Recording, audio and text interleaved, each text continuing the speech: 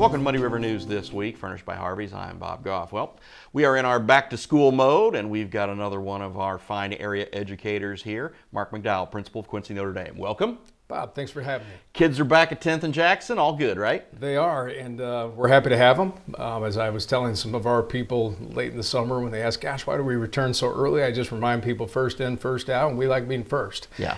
So it's been a good start. We had our freshmen on Thursday, all-school orientation with everybody on Friday, which is our way of saying, listen, we're going to get you back, get your picture taken, you're going to find your locker, you're going to open your locker, you're going to get your class schedule, you're going to find out where it is you need to be.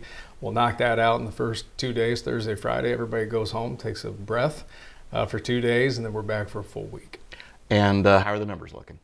Good. You know, we always are most interested on, the conversion rate, especially of our incoming freshman class. The seniors that we lost, or graduated, I should say, they were historic in a number of ways, and one of them was their enrollment size. It was a large class. It was. So we knew that replacing them person for person, the math was not there. But our conversion rate from the 8th grade Catholic schools to our rate here at Quincy, Notre Dame, very happy with. We had looked at a number of 370, so that was our enrollment projection, and as I said here, we're at 380. Okay. So we're happy with that, and we know that we're often, again, going to go as the institutions that feed us, which largely are the Quincy Catholic elementary schools. And there are a lot of changes going on with that system. Chris Gill's going to come in and be sort of the COO of that. Obviously, a lot of research you've been involved with, and the people here, and also throughout the diocese, representation from the diocese. How is that structural change, do you believe, will benefit Quincy Notre Dame? Well, I think everything bubbles up. So as we make those changes, whatever they might be, over an extended period of time, and we reevaluate how we're doing things and perhaps how we can improve upon some of that, I think that it's only going to be beneficial for Quincy Notre Dame down the road. Like anything, any transition, whatever that might look like, we're going to have to navigate that. But I've been a part of the leadership committee throughout my time at Quincy Notre Dame, so that was 12 years, or entering my 12th year.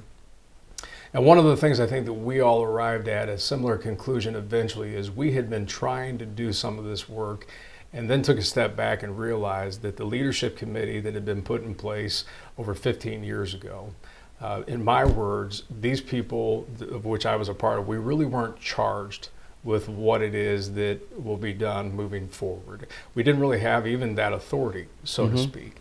And so what I've been saying as a bumper sticker slogan is that we needed to establish and empower the next group of decision makers, and that's what's happened. So that we have the QCES, now the Quincy Catholic Schools, comprised of those 4 elementary schools, that they have a board which now mirrors our board, a board of limited or specified jurisdiction.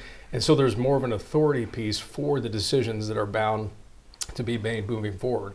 I find it very invigorating. Of course, I live this inside out, but I'm also a parent with 2 still in Catholic education, 1 at Notre Dame, 1 in 8th grade at Blessed Sacrament. Our oldest moved into college a week ago. So your scope changes a bit as your children move through and what you may have been focused on early, and that evolves along the way as a parent. But I think that parent lens is also something very valuable for me in the professional chair that I sit in, that I see the strength of what it is we're currently doing, and I'm excited about the things that we may take a look at and tweak and change moving forward. Really excited to have Dr. Gill. Dr. Gill's familiar to me as a parent. So we're excited to have his 2 boys back in our building this year, and excited to bring them back to Quincy. And I think that there's a little bit of a sweet spot there for Dr. Gill. Dr. Gill is not of Quincy, but he's familiar with Quincy. And I think that there's some benefits for that unique connection that he has. I think that will serve him well, and I think that will serve us well. Yeah, there's nothing wrong with a new set of eyes to bring in a fresh perspective. Correct. Breathing a breath of fresh air. You mentioned your kids. Connor said just going to Illinois College, and then your daughter's coming up. How do your kids handle the dad? You being dad/principal? Great question. They handle it really well. And credit to Connor, Lauren, of course, she's with us still, and Emma will be with us next year. So Lauren and Emma will have 1 year of overlap. Really a credit to them, a credit to Jamie. They've navigated it really well. And despite what some might believe, what we've always had the company line at home in the Mcdowell family, I call them the McD3. The company line has been, listen, even when people your age, your peers, your friends think that you're holding back and you're not passing along what it is not true. Because we know I'm doing you a favor. Okay, I'm treating you as my son, our daughters. And when we operate that way, you really can look at people and say, I don't know. Now, they may not believe you, Right. but the in-house information, the only thing that they might have had an inside track on truly has been snow days. And by inside track, I mean they might know 5 minutes ahead of others that we're not going to be in school Right. that day. But that's really served us well because it's allowed them to be who they should be. They should be like anybody else, relatively speaking. I had a colleague that wrote Connor a very nice letter when he graduated, and that really got to the point of, on Connor's behalf, just how well he had navigated it, and very proud of him for doing that. And it's like anything. When I go about my daily job, I truly do picture the Mcdowell students in every situation, academically and otherwise. How would I want somebody to interact with my children, our children? How would I want them to go about it? And I think it mirrors what we do at the home. Of course, Quincy, Notre Dame, being a Catholic institution, the faith is so important. It's what your school's built on, and what a lot of this community is built on.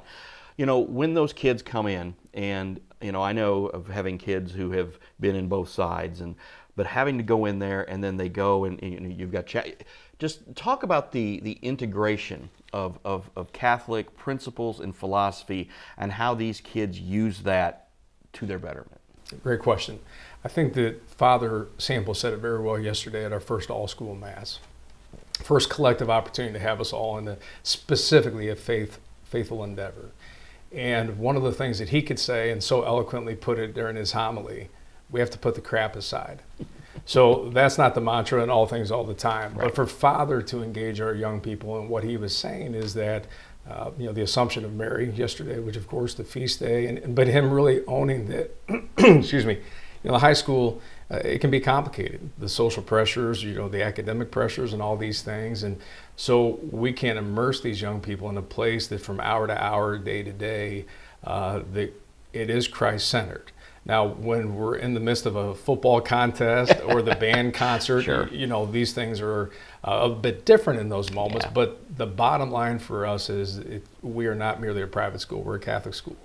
86% of our students are of the Catholic faith, would mirror our teaching faculty as well. It's not a requirement to be of the Catholic faith, but it's also understood that if you're going to join us, that you will support Sure.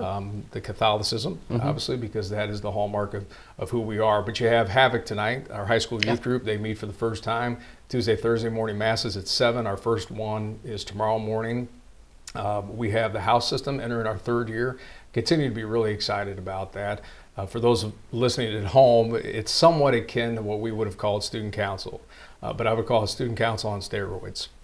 I'll take our junior class, historic class in number, about 120. For the first time, the incoming junior class, they had a chance to apply to become a house leader. So we have 4 communities, the Gospel Riders, Matthew, Mark, Luke, and John.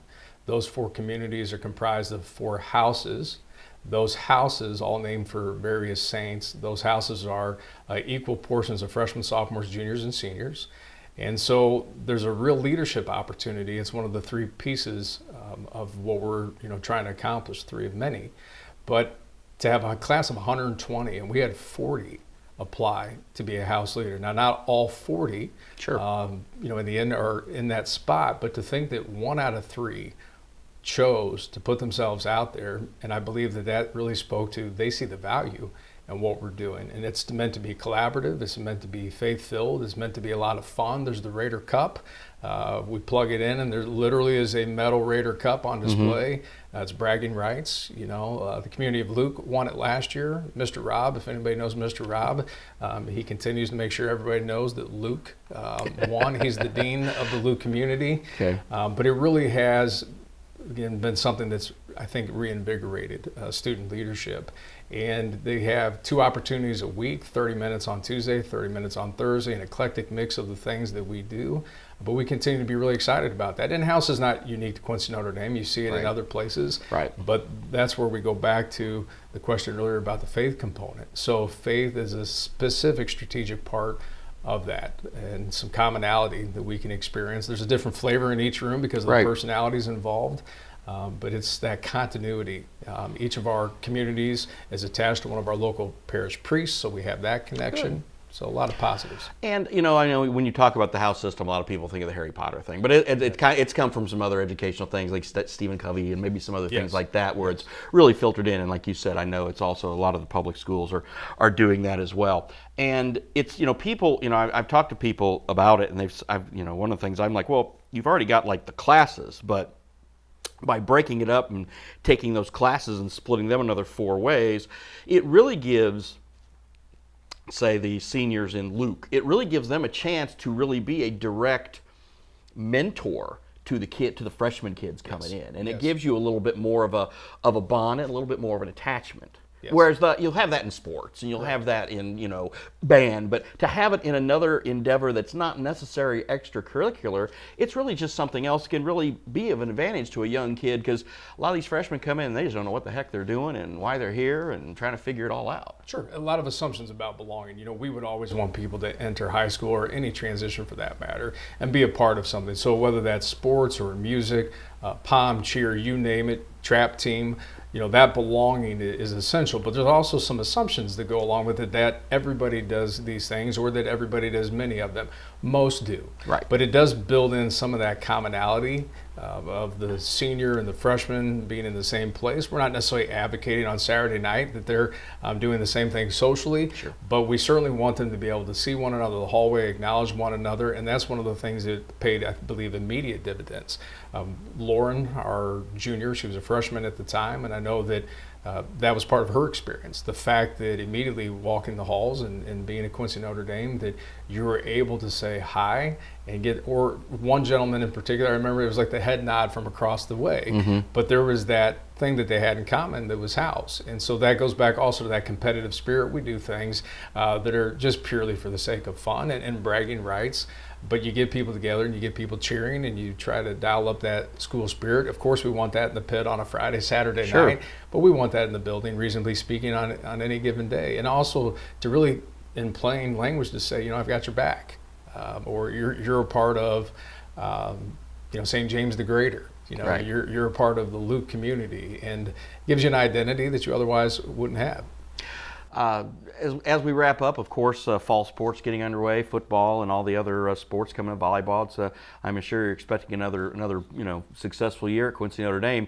But football is getting ready, not this year, but next year, for a really big jump to go to the Central State 8. I know you're not the athletic director, but I know you're very involved. You're on the sidelines all the time. Talk about that. That's going to be a big bite for you guys, I think. It is, and you think about the factors that drive you in that direction. First of all, the Central State 8 is made up of a number of tremendous schools that have great leadership well beyond the football field. And for those paying close attention, we had a football situation 10 days, 2 weeks ago, where we had a schedule change. Yep. We had a school drop us. Unfortunately, that's the second year in a row for that school. And these things happen.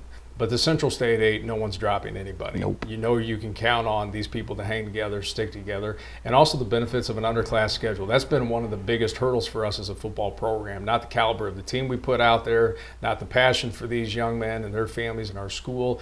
It's been the underclass schedule. It is difficult to continue to improve if, in fact, you're not on a field with a scoreboard on. You can only practice so many times. You can only face each other in an inter scrimmage, that type of thing. So that underclass schedule is a big driver as to why we are in the position that we are.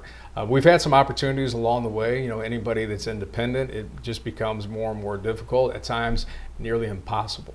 That's not a stretch. There have been times when we found ourselves nearly in an impossible situation trying to schedule. It's a big hill, steep hill for us, but based on the caliber of the program under Coach Cornell's direction at this time, I think that we're more than capable of being competitive in that situation.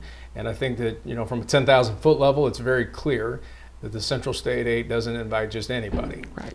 So if they believe that we're a good fit, then I trust that we will be, and we're excited about it. That takes place, entering next school year, right, and it is football only, right, for a variety of reasons. But I think it's going to be a good test for us. I think it's going to be an opportunity for us to look ourselves in the mirror and say, we believe we know where we're at, and we're going to find out. Well, we're going to find out.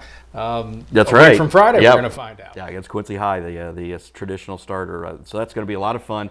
And I guess, again, Notre Dame is still, you're very blessed. You're in a great position because you go just a few miles to the north and you've got a situation where Rock Island Alleman is just really struggling. Yes. So, and even, they've got the conference support, but still, COVID hit them because people were able to go to Iowa and all that. But this is, when you look at that, it's like you can sit there and say, okay, we're really in pretty good shape. Yes, we feel very blessed, to have the strength of numbers, as we indicated earlier, 380 versus 370. And we feel like we are clicking on most cylinders most of the time. There's always room for improvement, but we really do take very seriously the mission that we have and foster on a daily basis and all the things that are related to that. And we know that the Catholic community is very tied to Quincy Notre Dame, but as you know, the Quincy community is also very tied to Quincy Notre Dame. It's not Catholic only. We really do have a lot of support from people out there who even maybe elected to send their students to the public schools for a variety of reasons, but that doesn't mean that they don't support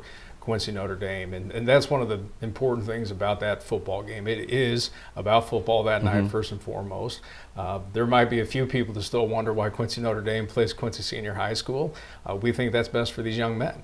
That's why we do it. Yeah. And we know that, sometimes we might end up on this side or that side of the equation, but that should be a great night for Quincy. Yeah. And that remains very important to all things that we do. We have two great schools, public and parochial, and everybody should be there to best support both of them. I agree with Always felt that way. Mark Mcdowell, thank you for your time. Thanks, Bob. That's all the time we have for now. We'll talk to you next week.